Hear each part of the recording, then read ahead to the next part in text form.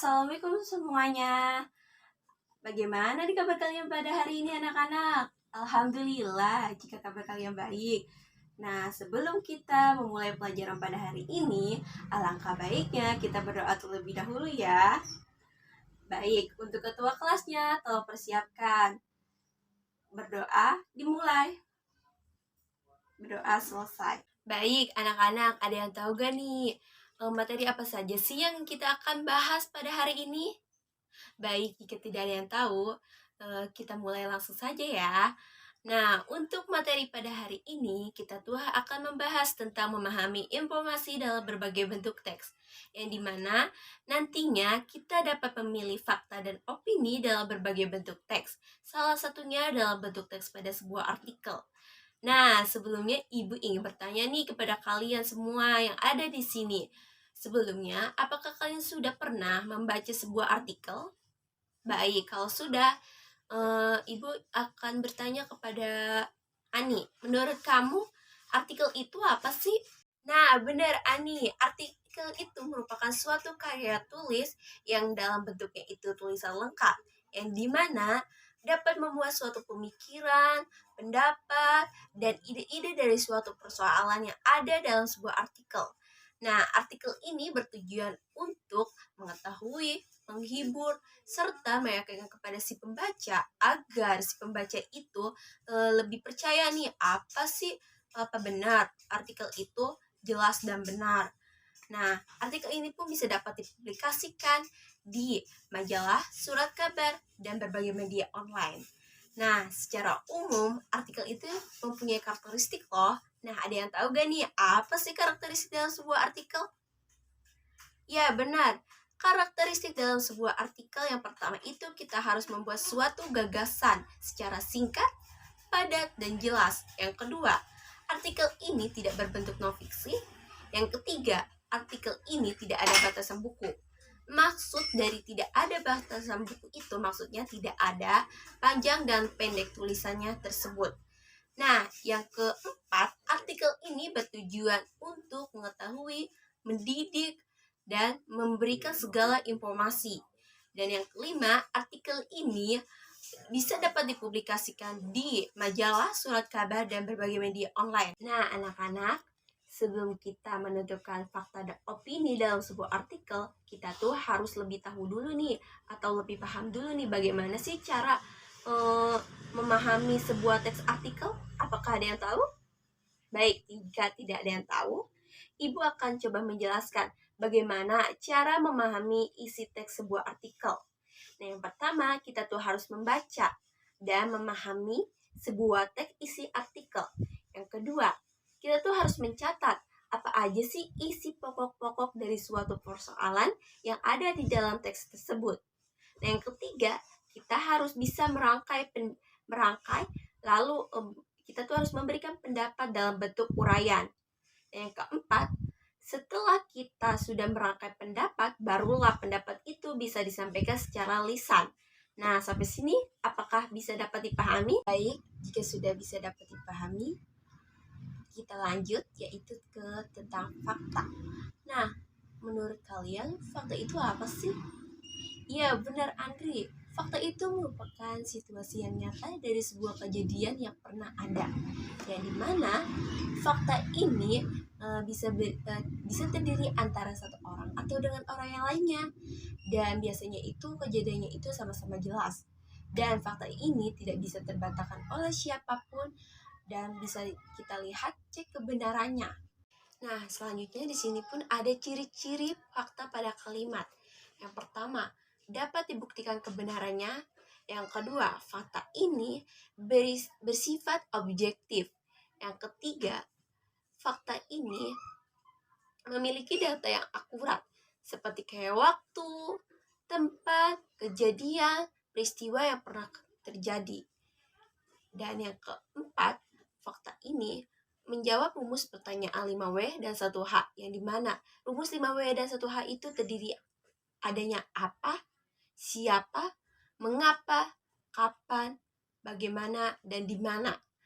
Nah, yang kelima, menyatakan sebuah kejadian yang pernah terjadi.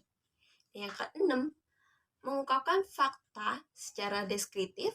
Ketujuh, penalaran fakta secara induktif. Nah, selanjutnya ada jenis fakta pada kalimat. Yang pertama, ada jenis fakta pada kalimat umum, yang merupakan kalimat fakta yang berlaku selamanya. Contohnya, kayak matahari terbit dari sebelah timur, lalu terbenamnya dari sebelah barat. Nah, yang kedua, jenis fakta kalimat khusus, yang merupakan kalimat fakta yang berlaku hanya waktu tertentu saja. Contohnya kayak misalkan Dina sedang berkuliah di Universitas Indarasta PGRI Jakarta. Sampai sini apakah bisa dapat dipahami anak-anak? Ya, baik. Kalau sudah, kita lanjut ya. Selanjutnya, opini. Nah, menurut kalian opini itu apa sih? Apakah ada yang tahu? Iya, benar, Amel. Opini itu merupakan situasi keadaan yang pernah ataupun yang belum pernah terjadi. Yang biasanya opini ini bisa dapat dipengaruhi dari pemikiran, perspektif, pendapat, pemahaman, pengalaman, dan kenyataan individu. Dan biasanya opini ini terdiri antara satu orang atau dengan orang yang lainnya, dan cenderung bisa dapat dipengaruhi dari pola pikir dan lingkungan sekitar. Nah, selanjutnya di sini pun ada ciri-ciri opini pada kalimat. Yang pertama, opini ini bisa dapat dibuktikan bergantung pada konteksnya. Yang kedua, opini ini tidak memiliki narasumber. Yang ketiga, opini ini bersifat subjektif, yang dimana bisa dapat disertai dengan adanya sebuah pendapat. Yang keempat, informasi yang disampaikannya itu belum ada buktinya. Biasanya itu dapat disertai dengan penggunaan kata mungkin, sebaiknya, seharusnya, atau dan lain-lain. Nah, yang kelima, penggunaan opini secara argumentatif dan persuasif.